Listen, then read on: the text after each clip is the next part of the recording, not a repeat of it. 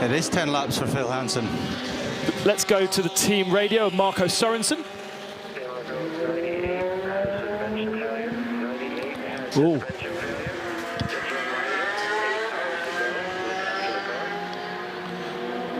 Very good information for the Aston Martin Pro car, and information for us. Suspension failure for the 98 machine. Haley had more information on the 95. Was that what you were going to tell us, Haley? No, that's correct. My information was on the 98 car. It was, in fact, yeah, they suspect a rear cross member problem. They're actually taking out the suspension to fully analyse the problem. They're currently unsure, but as I say, they're currently working on it. Thank you very much. Just to give us a little bit more specifics on that suspension failure. The curbs have become less and less aggressive over the years at Le Mans. They have, yeah. So that's a surprise to have a rear suspension. Usually it would be front if there was anything, right?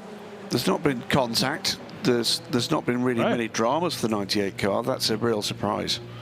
So the curbs that you hit in Ford chicane, and they're nothing like they used to be. Yeah.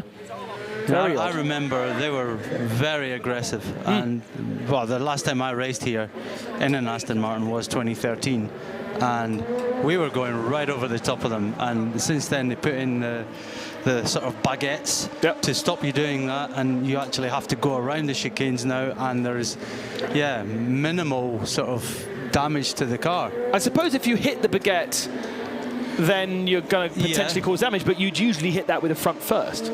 Yeah, but if you're going to hit the baguette, you completely avoid it and run straight across the chicane instead of even attempt to. So you're either going to round it or you're going straight across. So that is concerning, and the message being spread to all of the Aston Martin crews then. Of course, we haven't actually seen every lap from that car, so we don't know what they've got up to. And you know, when it's dark like this, a lot of things happen, and obviously vision isn't quite as good as it is in the daylight. So yeah, they might have been that little bit harder with the curbs. Coming in towards the morning, fatigue is certainly an issue. Going into the garage there at United Autosports, so here we're back in there. There's obviously a lot of stuff to mop up, isn't there? Yes, there is. There's a clean-up as well as finding and solving the problem. But this is tumbling down the order now. So from being in, we're talking what? It seems to me, and it's always a slightly disconcerting time of the morning. 5 minutes could be half an hour. Well, 5 minutes you think in your head is half an hour. At 6:30 in the morning, come on, there was 3 seconds in closing on Phil Hansen. Is now, where are we? Is now 10th in class and 3 laps down. And imagine for the other two drivers that are tucked up in their beds right now, getting a bit of rest, and you wake up to the news or wake up to the view of your car on the jacks, in the garage with the engine cover and rear end removed. At the moment, the job it's still inside the car, so that's one good news. They haven't fully pulled it yet. It's a repair, not a disaster at the moment. It's disastrous in terms of their prospects of winning this race. Absolutely. But the other point I was going to make about LMP2 is beginning to see now 1 or 2 cars that had early race problems back into places where if there's further issues for a couple of cars ahead, there's a result. Potentially a prospect. So the Signature Alpine is the car I'm looking at in particular. I'm looking at Cool Racing. And Cool Racing as well. And Nico Lapierre, Mr. 100%, let's not forget. Yeah, he's back up to 6th place from the back. And, you know, the end of the day here, it is still laps down. But then again, the 32 car wasn't laps down about 15 minutes ago. And if that's happened in one of the United cars, who's to say it's not going to happen in the other? There you go. So there's lots still to play for with, what now, 7 hours and 56 minutes to go. There's just under a Bahrain left. Now you've woken up, Graham, I've got an interesting little one for you. I'll be the judge of that. Well, I'd say I have. Actually, one of our followers on Twitter asked, when was the last time a team was disqualified from the Le Mans 24 Hours for outside assistance, alluding to the 37 car? Yes, I've asked the question of the oracle of these things, that is Dr. Janus Wimpfen across the United States, who helped us out, by the way, with the names of the Greek drivers earlier. Now, not seen any response from Janos. It's just possibly maybe asleep somewhere. Well, Michael Z, Floodman 11. Who should be actually doing better things, like writing this report for Daily Sports Car at the moment. Okay. He's gagging to know. I know he is. So we're working on that. I'm trying to recall an answer on that one, and I am struggling. But, you know, as a team, they had one option, which was retire the car out on circuit, or try something cheeky, try something sneaky, and perhaps get away with it. So you can't really... The kind of mischievous part of me wants to know what it was he was handed. Was it a battery? Yeah. You know, I don't think it was, because that car didn't have electrical failure because there were lights on that car. So whether or not it's some kind of electronic control, I don't know, but I'd love to know. Whatever it wasn't in the car for him to be able to change, but that was the outside assistance that really did confuse us a couple of hours ago. The 37 car disqualified from the race. It was Howard Stevens, wasn't it, at the wheel? Yeah. They had fixed... Well, they had fixed the car and spent a good 2 hours fixing the car, got it back out to circuit, and then race control 2 or 3 hours later managed to make the decision to disqualify. Which indicates that there was a marshal's report, which is exactly right, by the way. You know, they are there to assist the race director with any questions he's got. They are marshals and observers, remember. And no question of telling tales out of school here. That's the job. The job is make sure everybody's safe, make sure the rules are obeyed. Yeah, but I think I would have done the same, you know. Oh, yeah. I mean, it's a long 24 hours. I mean, get it home. If it's hopeless, anything you can possibly do.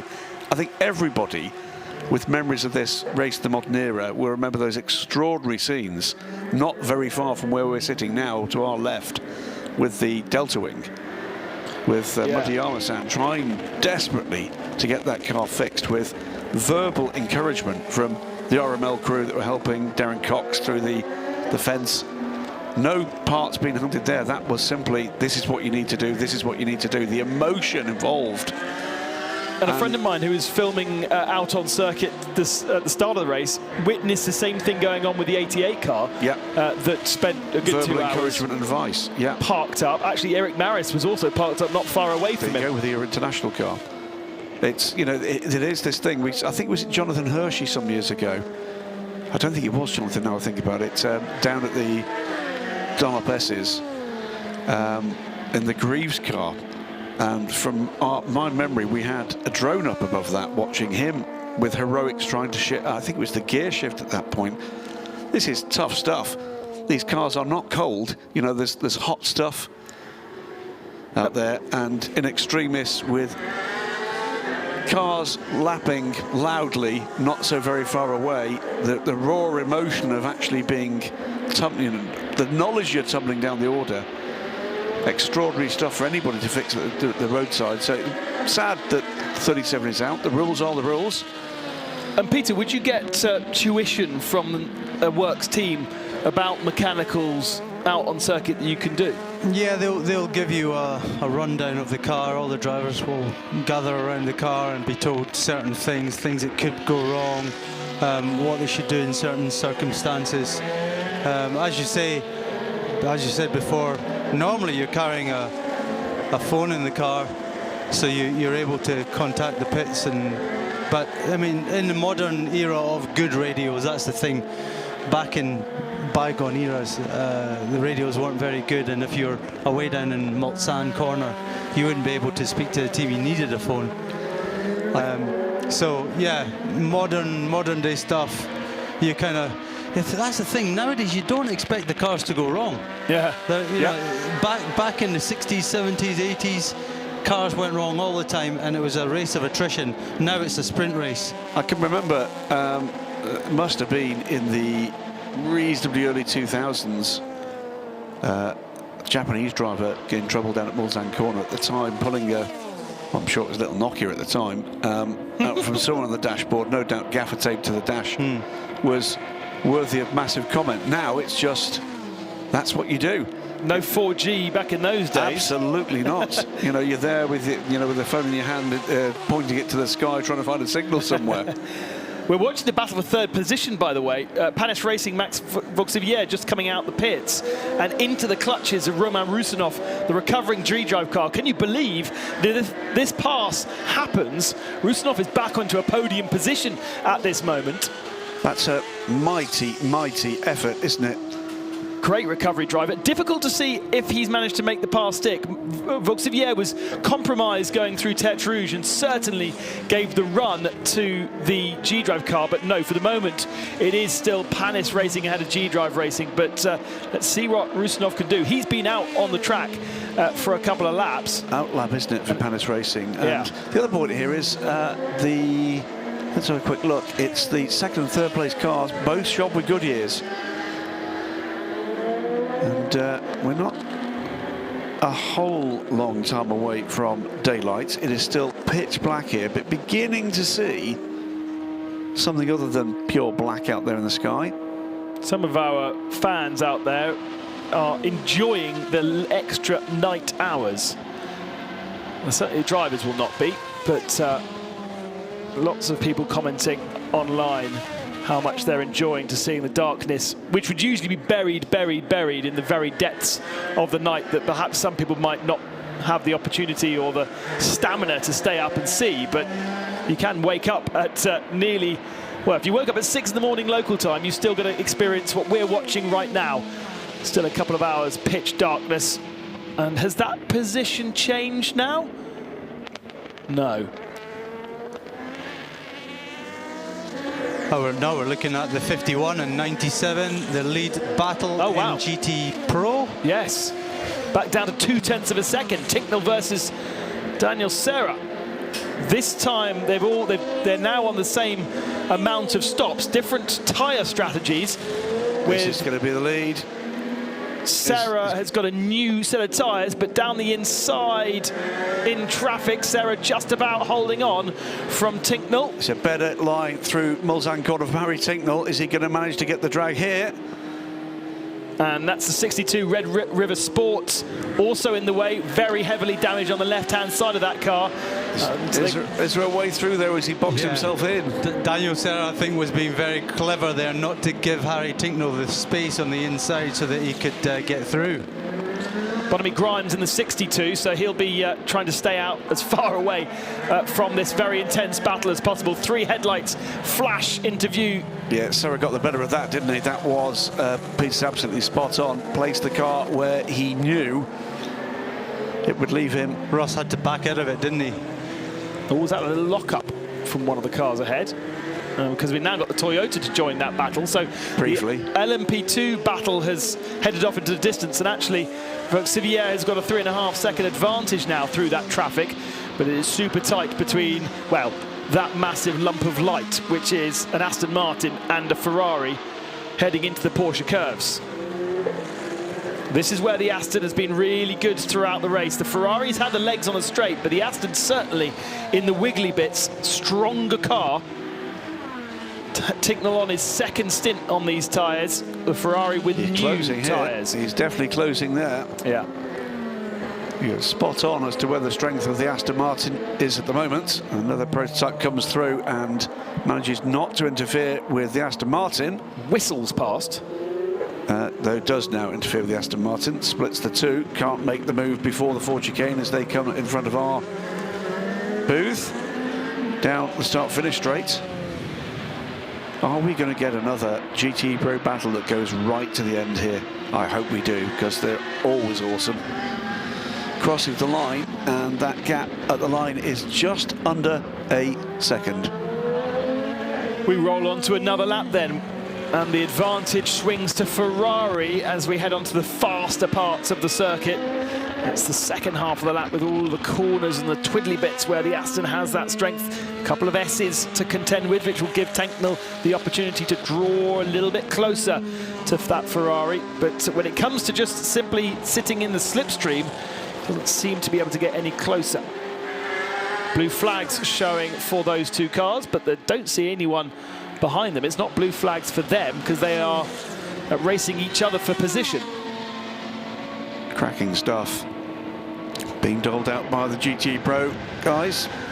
And I think the fact that the marshals can't see either, they're just seeing the same light as we're seeing. So they think a car, you know, it's not a battle. They think that it's a car being overtaken, lapped. A little bit of defensive work going into first chicane for Sarah that time, and a little bit wiggly and squirrely on the exit. This could be Tinknell's opportunity. For the moment, he's still in the slipstream, but does he pull out to the left-hand side? The next chicane goes left, so he wants the inside line. He wants that side of the road, but Sarah is defending right now with 6.5, well, sorry, it's 6:45 in the morning, with 7.5 hours still going. He's found some space. Can he get it under brakes? Which is which, though? Yes, it's almost the identical move we saw Maxime Martin make at the same place. Excellent stuff from Harry Tinknell, and I can come out with one of those lines I love to come out with: HT leads. Wait, though, because the Ferrari is faster on a straight line and has a slipstream towards Indianapolis. He's fallen back a little. I think Harry's made that stick. Well, he was catching him by over a second a lap leading up to that move, so you would expect him to just get his head down now and try and pull away. Slightly better run through Mulsanne corner from the Ferrari. No traffic around to interfere or help. It's something closing, prototype closing, but not with them quite yet. Amazing how this battle has ebbed and flowed over hours and hours. Just 2 hours ago, 14 seconds separated these two cars, and now as the strategy plays into the favour of the Aston Martin, it puts Harry Tinknell into the lead. Maxime Martin tends to be in the lead when he's in the Aston, but when we have the third driver in that car, it does seem to go the way of the Ferrari at that moment within the strategy. So it all still to unravel, and we get more of a clue as to who actually has the advantage as we get closer to the end of the race. One thing that is for sure, I think Harry will have been briefed about the suspension problem with the Paul Dalla car. Yeah. Therefore, he's going to have to be a little bit careful with those curbs at the chicane. Absolutely stick away from those curbs. Now that prototype is with them. It's the City Tech Alpine by the look of things. I was just about to talk about this car. Andre Negrão, fastest lap of that car's race as he works on catching three-time winner, in fact, for City Tech Alpine. It's the next car up the road is Nico Lapierre in the Cool Racing car. That gap under 40 seconds now, and slicing seconds per lap out of that advantage. Back to the GTE Pro battle, though, as they come back through past the pits, and Harry Tinknell turns a 0.9 second deficit into a 1.2 second advantage. So 2 seconds taken out of the Ferrari on a single lap. Impressive running from the third driver in the car, just in for Le Mans. What's that? You've done that exactly that program, Peter, with the car back earlier part of this same decade. What's that like? You're coming into a well-formed team. I can remember talking to you at an Aston Martin showroom on Park Lane. Oh, yes. The beginning of that program. It's difficult because you're coming in with two very established drivers who know the car like the back of their hand, and depending on the lead up to the race, you might get. So for me, I got the Spa race leading up to the Le Mans 24-hour. I've heard that they've done some 24-hour testing with this car, and I think they cycled through all the drivers there. So Richard Westbrook being the other third driver. So perhaps these guys got a little bit more time than I did, but regardless, they're doing a fantastic job. And you know, when it comes down to, you can't really expect Harry Tinknell to be quite as quick as Maxime Martin. Because he's simply not got the time in the car. Yeah, it's down to that. And if he is as quick, then, you know, fair play to him. Yeah, not doing so bad for a part-timer, though, at the moment. So Harry Tinknell leading the race. Remember, full season Mazda DPI factory driver in the IMSA WeatherTech Sports Car Championship. Has, of course, been a key part of the Multimatic Run Chip Ganassi Ford program for all 4 years of that effort, with paired with Andy Brio, and now here he is with another factory drive. We're going to go on board with the leading number 8 Toyota Gazoo Racing TSO 50.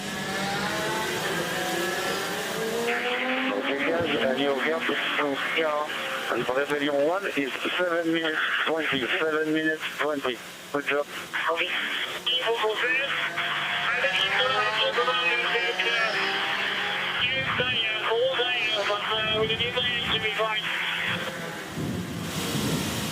Is that the gap? 7 minutes 20, yeah. I think that's the gap, because it's 2 laps ahead, so that would be about right. So 7 minutes 20 of a gap he has now on Norman Nato. What I didn't hear is the second part of that No. message. A little bit muddled. Squeaky. Yeah. But don't look at me, because I didn't really understand either. That's the thing, we're kind of getting this second hand. It is a lot clearer when you're in the Good. car and on the wall. I'm glad to hear that. It's a little tricky. I don't know why. It's not that bad usually. We have a pretty good system in WEC to get the radio transmissions from the teams. Very, very clear usually, but maybe it's just in our heads that it's not quite as clear as usual. Still, the United Autosports 32 car in pit lane, still working on that machine. And the Iron Link 75 car, Rino Mastronardi, still in pit lane as well. Other than that, the rest of the field out on circuit. And we have had 10 confirmed retirements. And question marks over the Iron Link 75. And of course, the United Autosports 32 is exactly what's going on. Well, I'll run through those for anybody joining us in the morning hours. Good morning, anybody is joining us after a little bit of sleep. Eric Maurice, first retirement, the number 11 Euro International car, lost drive at just before the Dunlop Bridge.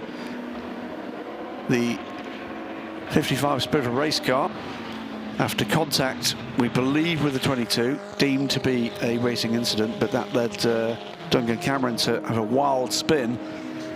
Had to drive that back from about the same place where Maurice went off, and big damage to the number 55. Matt Griffin took the car back out after a fine effort by the Spirit of Race crew to repair the car that came in and retired the car on the spot.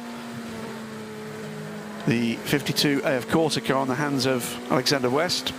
Accident in the Porsche curves.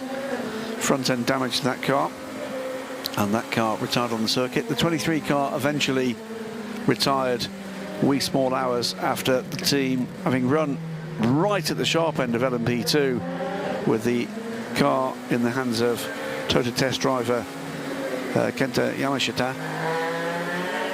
That car, gearbox woes, which plagued the car for hours and hours and hours overnight, and eventually the team called a halt to it. The Bicolis, the number 5 car, lost the rear wing with Bruno Spengler at the wheel in the Forest S's. Front end damage is well caused when Bruno put the car into the barrier, trying to get the car back. The team gave best. Tristan Gomondy, delighted to hear that Tristan's okay after cars went 3 wide in the braking zone to the first chicane.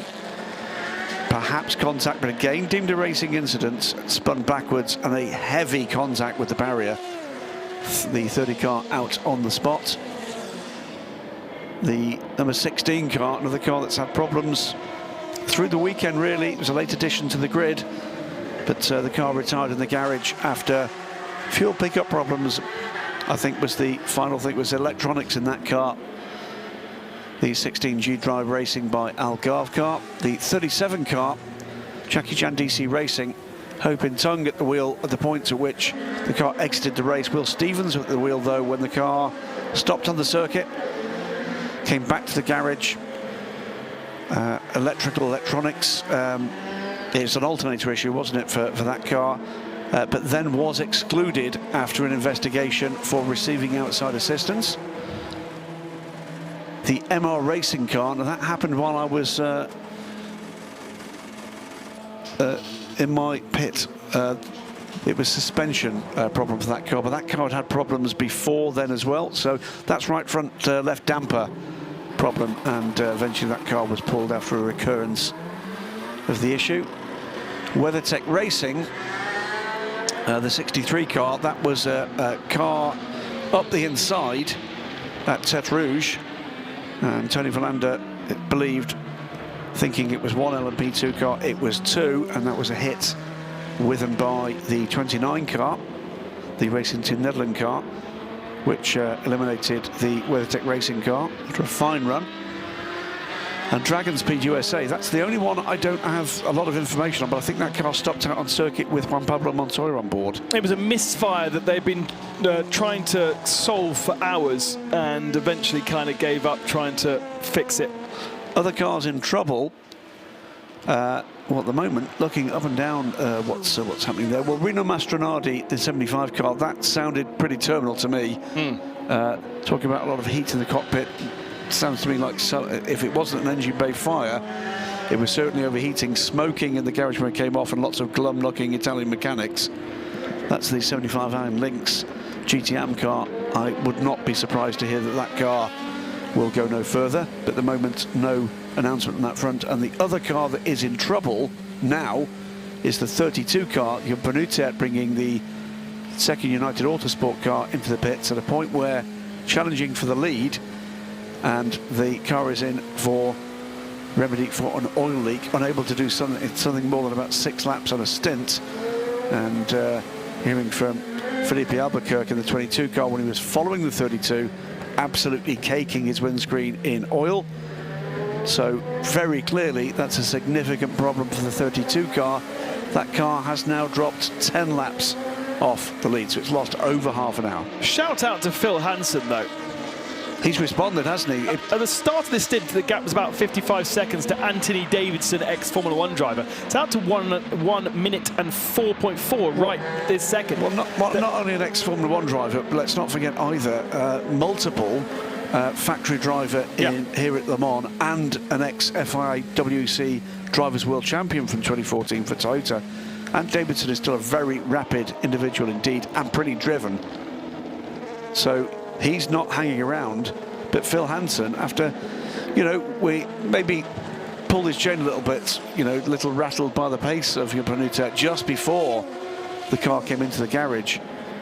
But he has responded, and that's what he needs to do at this point in his career. He needs to dig deep and just punch out the lap times and show the guy behind that he's not going to be nibbled away at for that gap. Because at Davidson, you're right. I mean, Phil Hansen held the gap, extended the gap. Davidson attacked again, and Hansen has responded. On average, during the stint, they've both done 7 laps. He's a second faster. Wow. Than Ant Davidson. There is a tyre difference, of course. Goodyear's on the Jota and United with the Michelin. They were effectively changed at the same time. That looks a little bit more promising from United. Whatever they've done, it looks like bodywork going back on. It's always again. a good thing when you see things being screwed back on rather than taken off. The other battle, by the way, that is fully lit at the moment is actually behind the Hansen-Davidson battle. Roman Rusinov, 1.5 seconds now behind Mathieu Vazevière for 3rd position. Well, remember, we saw them when they came out of the pits, when Planet Racing came out of the pits, they were locked together. But Vazevière across the stint managed to stretch an advantage of up to about 4.5 seconds at one point, but it has now dropped to 1.8 seconds. And remember, that's another car on the Goodyears. Is this a phase of the race where that tyre difference is just beginning to tell again? We've seen this throughout this year with the Goodyears and the Michelins. There's times when those Goodyear tyres, when they're in that performance window, are untouchable. And then there's times when you'll see that pendulum swing in the opposite direction. Not much change in track or air temperature since the night, really. We haven't yet got any sun on the track, and it's pretty much as it was since 9 o'clock last night, really. For those that are watching the weather, looks to me as though the small shower that was going to develop over the circuit has now blown to the east of us, so that was expected around 7:30. We're going to miss that one as well somehow. Yet again, by the way, via Twitter, hearing yet more people joining this race and having seen some of the bulletins and I know some of the things that we've said on air, that Discord is being talked about. And I know you were one of the lead comms guys for Virtual Le Mans, and that did have a lasting impact on the FIWC and on the 24 Hours of Le Mans. Race director Eduardo Freitas impressed by the Discord platform to communicate with all the people he needs to, including, of course, the teams on the pit walls and in the garages. And the Discord system has replaced the previous communications medium, RCNS, that was used for that purpose. So yes, Discord is now standard equipment here at the Le Mans 24 Hours for race control to communicate with the teams. So the virtual world informing the real world. Yeah, all you gamers, give yourselves a pat on the back. It's all down to you. Yeah, absolutely. It certainly made me smile when I saw that come up and that information. Leader in the pits, and Kaz Nakajima, it was bringing the car in. Now, fastest lap of the race so far for the 38 Jota Sport car. So Davidson has some pace in that car. It's just that Phil Hansen has better pace. Yeah, on average across the stints, as we heard from Peter. But that's going to be a pretty fascinating game of automotive chess, isn't it? All the way to the end, we hope. That's Nico Lapierre. I wonder if we're going to get another golden hour here. Well, it looks starting to get a bit blue on our timing screens. Nico Lapierre's dropped into the 29s, a 29.8 his last lap through. Well, he'll have been, I'm sure, hearing that he was being closed in on by the Signatech Alpine Elf. He doesn't want that car by. I'll tell you that for nothing. Cool Racing running in 6th position, 34 seconds behind James Allen. And last time through, just looking at the lap times here, that was 7 seconds taken out, 6.5 seconds taken out of James Allen last time around. That will have been a traffic-related lap, of no doubt whatsoever.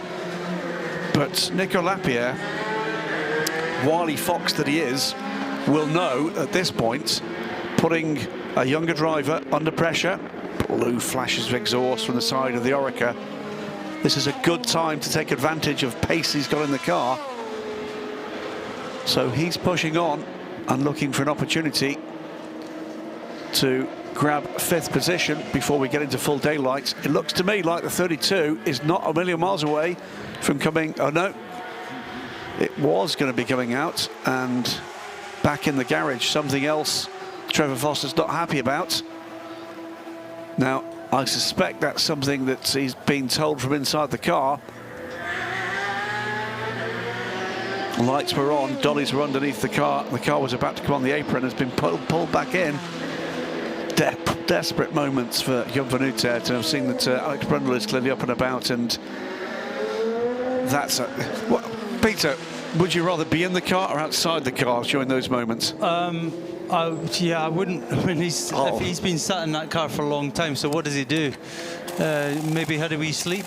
Yeah, I'd rather not be in the car, because you don't know how long it's going to be sat there, and you've got to be ready to go at a moment's notice to drive flat out into the night. And the 88 car off track. Who's aboard that car? This was it's Adrian Delena. This is the car running last in the order after that 3-hour heroic recovery. And that's on the entry to the fast part of the Ford chicane, just outside our window. I can see the car to our left, the rear lights. Let's see what happened. Saw quite a few accidents around here. Oh, just lost the rear under braking. Yeah, we saw that a few times, didn't we in free practice? Held it better than some there, but he's now struggling to restart the car by the look of it.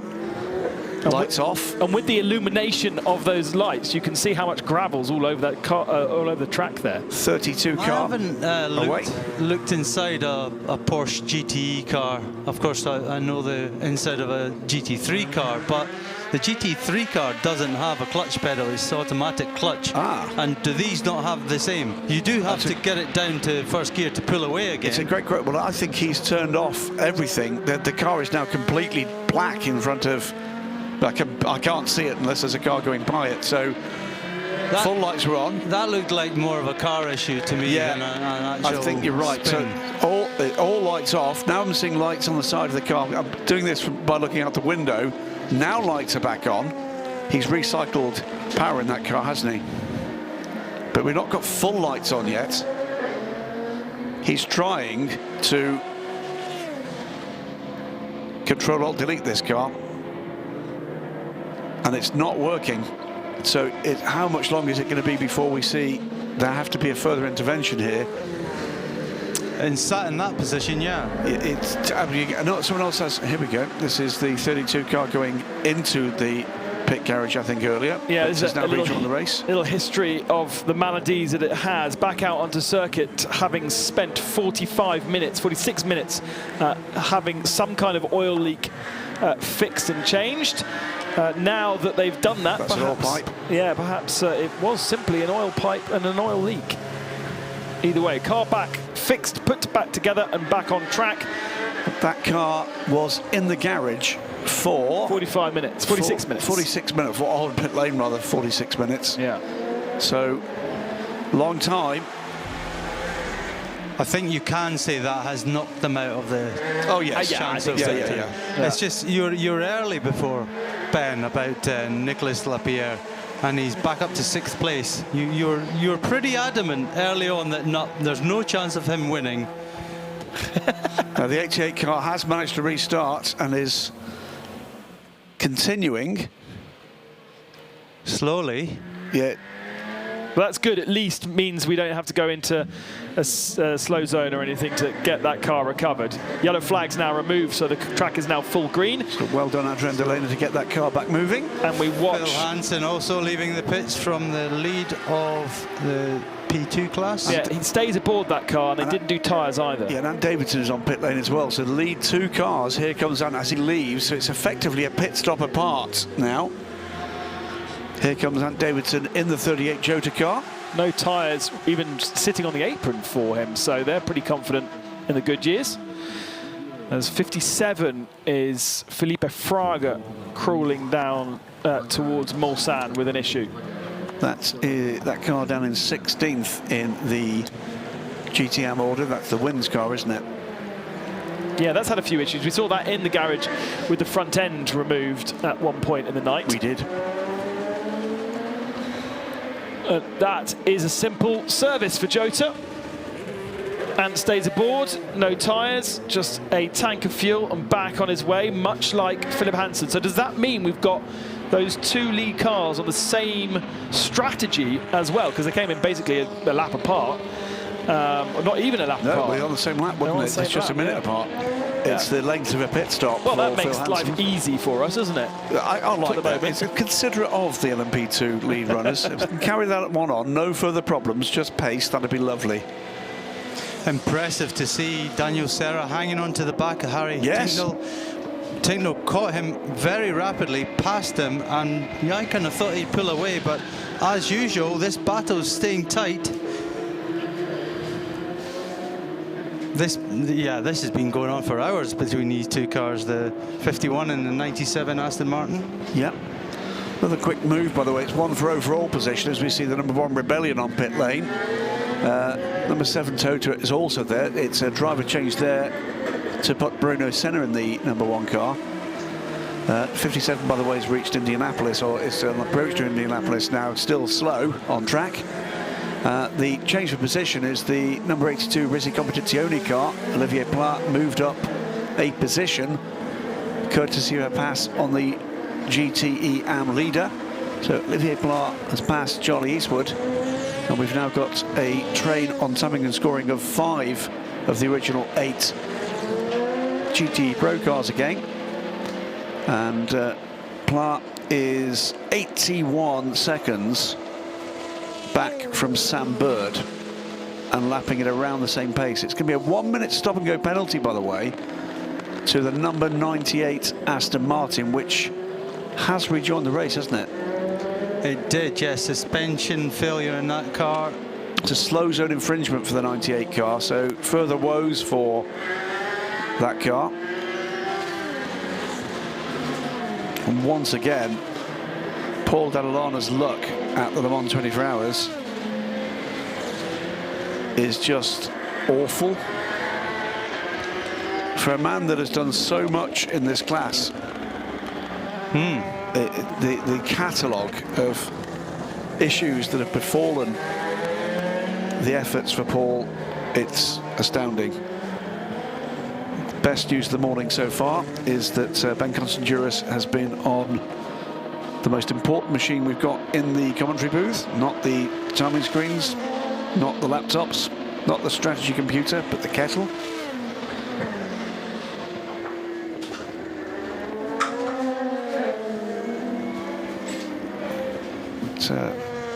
Peter's absolutely right. I have to say I expected Harry Tinknell to just edge away, and he's not, has he? It's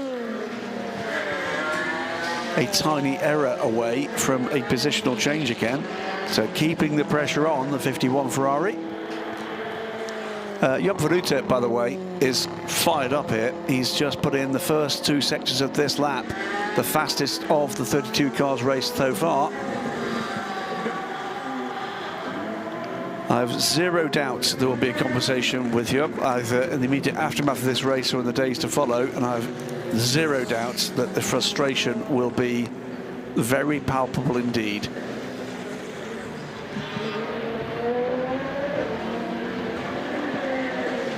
Let's go down to Haley in the pits, who has finally got a chance to speak to United Autosports. Now they've serviced that car. Any clue as to exactly the issue with the fuel leak, Haley?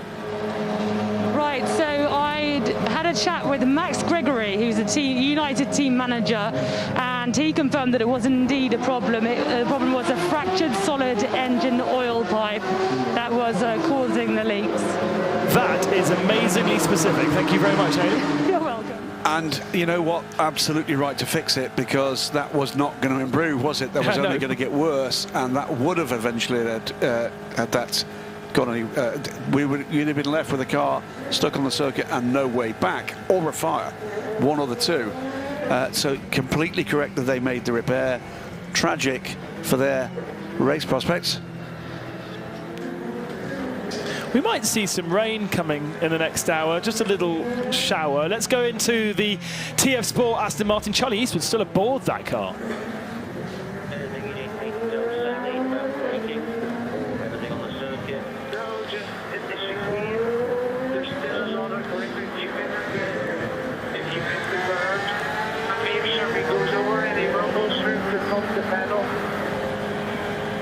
Oh, interesting. Yeah, so we're getting some light in the sky. Sally Yolok is clearly not very far away. There you go. There's dawn arriving. Make sure you pump the pedal if you go over any rumble strips. Yes. With the message. So pad knockoff. Yeah. So he's a bit concerned about. Obviously Aston Martin are concerned about the curbs in general, because we've had the 98 car have a problem. It might not necessarily happen to the other cars, but certainly the pedal's getting a bit long after hitting the curb or going over the rumble strip. So he's just notifying Sally, as you say, he will get in very soon, because he's got quite a few hours to do. He's pretty much missed the whole of the nighttime running. He's the only one of the front-running cars to not have run the AM driver in that number 90 car. Yeah, absolutely, and that's where the pendulum will slightly swing at the moment in favour of Matt Campbell, who's aboard the Dempsey Proton 77, and there is a gap of around a minute between those two cars. So TF Sport have got a good advantage in their hands before they hand over to their gentleman driver, but that gap will start to decrease. AF Corsa with Nicholas Nilsson, third position right now in the 83 car. That is in pit lane right now. And that obviously has inherited a position thanks to the demise of the Aston Martin that was leading. I'm just thinking the other gamble that they are playing, the 90 car, is that they are gambling against rain, because for sure if Sally was going to be slow in the night, he's going to be a lot slower in the rain. Yeah. So yeah, they're gambling against this being a dry race. Stop-go penalty being given to Alex Kapadia for a slow zone infringement in the Nielsen Racing 24 car. Yep. More news of LMP2 though. That's an amazing lap from Job van Uitert, 3:28.274. Have you got fastest lap in class on your screen? We can Peter? find it. Can have a bit of a dig about in that strategy laptop. That's got it pretty close. This is race control catching up with a little bit of overnight. Much more light in the sky coming quickly now. So pretty pitch black for the drivers out there, but with the wider view we can certainly see flecks of light just appearing on the horizon. Right, once again, it's Panis Racing versus G-Drive Racing with Dragon Speed mixed in, although a lap down. We've seen this group of 3 LMP2 cars for the last couple of hours. Lovely sunrise coming for us at the back of circuit. Right. Mikkel Jensen is this time. Yeah, and Jensen's definitely got better pace here. This could be a move for 3rd position into the Ford chicane. Can he get close enough to get the overlap? They are very, very close, but you do have to be brave to jam it down the inside there. It would not necessarily be a clean and safe move, and Jensen decides against doing it here. Now, we saw this ebb and flow when it was Roman Rusinov. At this point in the stint, Rusinov was nice and close. Then he lost ground during the middle of the stint and gained it back again by the end of the stint. We talked earlier about this crop of young drivers operating at the moment as silver rank drivers, as that sunrise is going to be amazing this morning. Mikkel Jensen firmly one of them. Super quick. Has won in the LMP3 Championship in the LMS. Now in the G-Drive car, one of the Plum silver ranked drives in the European Le Mans Series. Has been right in the mix, has made a mistake. We've seen him crash out at Spa, but the raw pace is just a joy to behold. Similar kind of vein to Phil Hansen and Job van Uitert, amongst others. Issues for that car early on, and that's it was in contention for the lead of the race a few hours ago before that sensor issue put it a lap down. But now has the opportunity for at least a podium, although they are a whole lap back from our leading 2 competitors. GT car class car in the way of those 2, but easily cleared down the Mulsanne straight. And that will be a little bit distracting for Max to have those bright lights shining in the mirror. There is an overlap coming into the second chicane. It was more of a distracting movement than anything else from the 26 car moving around in the mirrors of the Panis Racing machine, just slightly kind of distracting and putting him off. Down now towards Mulsanne corner. Now this is a good opportunity to overtake, being just a braking zone and right-hander, rather than many of the corners here that double back on themselves as chicanes. Again, looks to the inside, but not quite close enough. As we're watching this, that was a quick download, by the way, from one of our good friends, Toby Moody, just bringing off pit lane duty for Eurosport, pointing out very high cloud, no prospect of immediate rain at all. No. And just telling us as well, a couple of the drivers, Johnny Adam in amongst them, saying there is huge amounts of grip out there at the moment, so the potential for really fast laps coming into daylight. That sunrise, by the way, I've just had a quick look out the back of the booth, looks like it's going to be absolutely amazing this morning. Yeah, as you say, look at the high cloud. There are no rain clouds out there. No. The rain cloud is supposed to form rather than sweep in. We'll see. I can't believe we're going to go the whole race without rain when it was supposed to be thunderstorms for most of the night. Well, if Jamie's correct, we have, what, 3 hours until it's going to rain. Okay. And I've answered to your question about fastest P2 drivers. So it's 2 Dutchies. They're the 2 fastest drivers. Nick de Vries. P2, yeah. Well, Nick de Vries and Job van Uitert. That's right. Yeah. And very similar pace, both in the 328s. And that's an important thing for both of those gentlemen, without a shadow of a doubt. Look, from Job van Uitert's point of view, he's coming in with limited budget to play with and without big title wins to actually bring to the table, and is having to do this on raw pace. Nick de Vries comes with a calling card that says FIF2 champion. Yeah. Mercedes Works driver. So Jan van Uytert has to measure himself against the other silver teammate, which is why that dynamic Phil Hansen is so interesting, the other pro drivers in his own team, and the other best guys out there that come with those big championship calling cards. Let's not forget Nick de Vries was a Works McLaren driver for years as a junior driver, picked up out of karting and tutored all the way through his early career. It's only been 2 or 3 years that he was dropped by McLaren, and the last couple of years really of his F2 career before he took the championship, and then got picked up by Mercedes for his Formula E drive that he has now. And also test driver for the Toyota hypercar program now. Hearing from Meteo France, with thanks again to Fee Miller. Current air temperature 17 degrees Celsius in the air. Track temperature is 20 degrees Celsius. The latest Meteo France forecast is no rain expected. Wow. That's good news. Good news if you're a fan of race cars going as quickly as is humanly possible. Yeah, now I wonder, that then turns our attention back to the ultimate race distance that we were... I think we're off that because we were well ahead of it before the safety cars. I think the safety cars have actually taken that away. We've had very long periods of green flag running a number of times in recent years. I think we're off that pace at the moment. I much prefer... I adore Paul Tresswell more than I can possibly imagine, but I'm not wanting to play that game until we get into the last 2 or 3 hours. Somebody wanted to play the game after 3 hours. Yeah. We were 11 laps ahead. Good luck with that. It was a bit early to predict, though. Let's go into the 26 car, which is Michael Jensen chasing down the Panis Racing Max Vauxhall.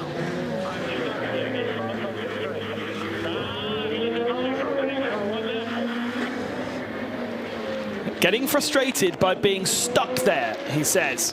Well, finding it hard to pass that Panis car, as we saw from Roman Rusinov. Have a look in your CV, pal, and you've got to get past the car ahead, and you've got to do it as quickly as you possibly can and as safely as you possibly can. No frustration should be involved here. No, but he did sound frustrated on the radio, didn't he? He's got GT cars ahead, though. He could use those to his advantage. We've seen that done before in the LMP2 class. Just got to be really clever, really think about how you get past and how you use the traffic and the circuit layout to your advantage. As they approach the Porsche curves, they're going to catch those GT cars in the wrong place here. Oh, and Vauxhall thought about going down the inside in that part of the Porsche curves. That was not a good idea. Maybe he'll sweep around the outside here. Yes, he does. That was one car cleared for both of those two. And now they're going to get to the other GT cars as they get to the Ford chicane. Good stuff. Mathieu Vazevier, another feisty driver. He's quite capable of getting fighty if needs be. And being fighty with the traffic is just as important as being fighty with your fellow competitors, isn't it? Raw pace, but also a bit of smarts here. Where are the risks that are worth taking at this point? What do you give away? What do you defend? At the moment, Mathieu Vazevier, as the sky's on fire over there. Presumably, the message from Jensen is, I can go quite a bit faster if I can clear this Panis Racing car. To which the answer from the pit carriage should be, yeah. Do it then. Do it then. That last lap was a 33.6, so that's 5 seconds a lap off the ultimate pace that we've seen from Job van Uytert in the United Autosports car at the same time on the same track. Is that the Richard Mille car, I think, ahead of this pair? There's another LMP2 car there that they're about to drag by. That car still pounding around, and impressively so. This debut for all three racers in the number 50 car. Hope that the LMP2 on the outside has seen both of them. In fact, Jensen decides to get behind them. He did.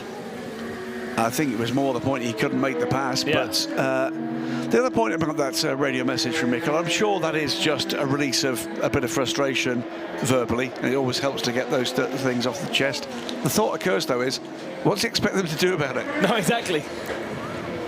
Thing is, though, from the driver's point of view, he's showing that, look, I am quicker than this. Don't have me down as a slow coach here. I am quicker, but I'm stuck, and I don't have the straight line speed to get by. But in fairness, Peter, he's not going to get replaced at this point.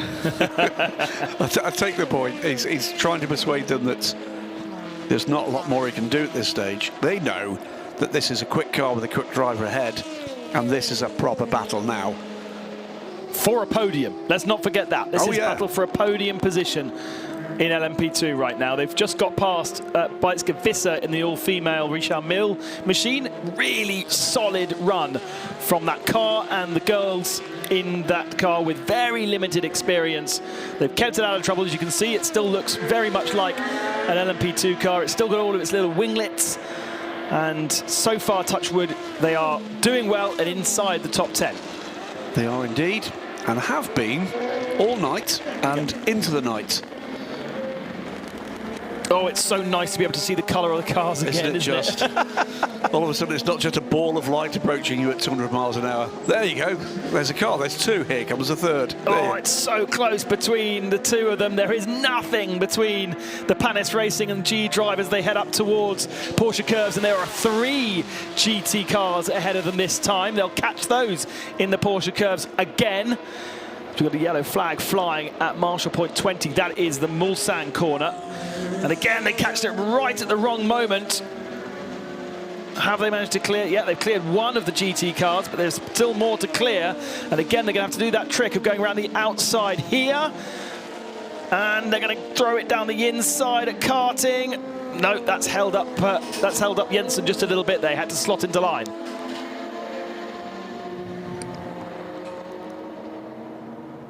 The rub of the green, where you catch those slower cars, really makes such a difference. And now, you see, Jensen's a little bit further back. The gap is stretched out to 0.7 of a second. It's not a lot. Jensen's in his first stint. Yeah. And Vassivier is in his, what, 3rd stint. I wonder whether the tyre difference is quite a bit as well. Maybe Jensen's got new tyres and Vassivier. No, they've both got new tyres. Right. Into the pits, by the way, we've got the GT Pro leader. That would be Daniel Serrat. That's the pit stop he owed us, which should give that lead back to Harry Tinknell. Drive-through penalty dealt, by the way, for the number 75 car speeding in the pit lane. I think that's the least their worries. That's the Iron Lynx car that came in with what we think was an engine bay fire. If they're able to serve that, they'll be quite happy. I think they'll be delighted to actually come back and do a drive-through. Yeah. Drive would be good at the moment, but it's like our stop-go penalties that we had in free practice, and one of the teams hadn't actually gone out for an hour and had to go out, serve the stop-go penalty. They had to go out before they could serve the stop-go penalty, but they actually hadn't gone out and done any running in the night session.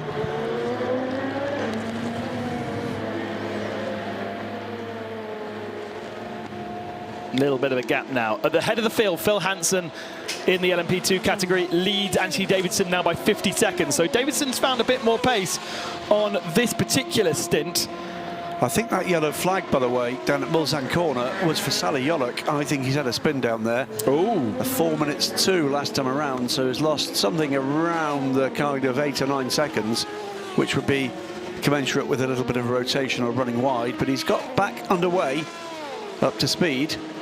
Let's keep it calm, Sally. Peter was saying earlier in the race that when Sally first came to GT racing, it was a bit dire, to be honest with you, and he came to the Michelin Le Mans Cup with something of a reputation, it's fair to say, he and Ewan Hankey, and I was massively impressed with the progression. I recall after a dominant run from them at Imola, sitting with Sally, and we had a pretty honest exchange about that journey, and they were pretty faultless on the way to the title there. On a good day, Sally Yolok is a very, very capable driver, but needs to keep his race head on. Fast but fragile initially. Fast, yeah, potentially fragile, I think is the answer. And I think that's not unusual with the developing non-professional drivers. Rhythm is everything, consistency is everything, and I guess one of the things about being a professional in any regard is that ability to refocus on the task. It's very easy, isn't it, to be knocked off your rhythm and to let the mistake govern what happens next.